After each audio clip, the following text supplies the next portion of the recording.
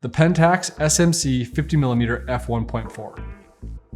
Pretty nice little lens.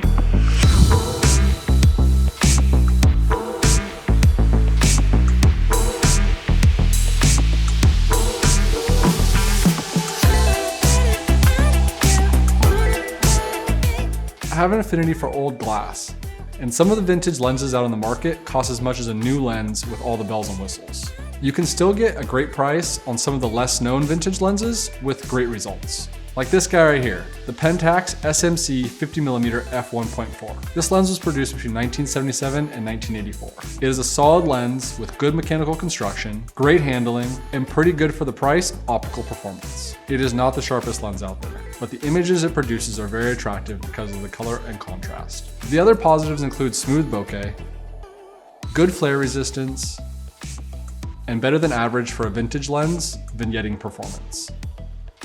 The Pentax K-mount is easy to find adapters for, and for the price of an adapter and this lens, I'm into it about 100 bucks. Honestly, it's a steal when it comes to what you can create with a lens like this. All right, first up, build quality. This is a really nicely made lens with lots of metal and good mechanical operation. Focusing is really smooth, and after I declicked and greased up the aperture ring, this thing works like butter. It weighs only 235 grams and comes in at 65mm with the E-mount adapter. This lens comes with a very common 49mm filter thread, which means you can adapt all of your filters as you wish.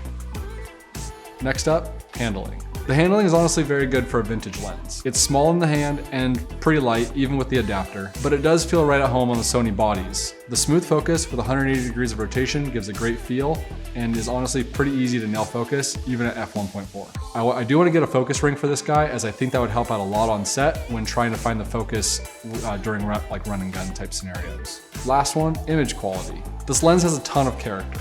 The 8 aperture blades create a really cool out of focus area, or bokeh, at f1.4. And it surprises me that for a lens that you can find from $45 up to $150, that the results are that good. The contrast is beautiful and the color reproduction is really good.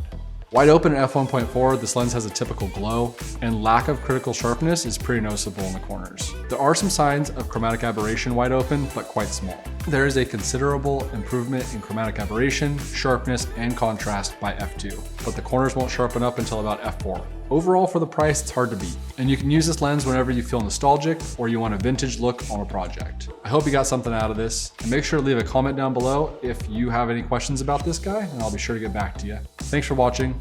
Cheers.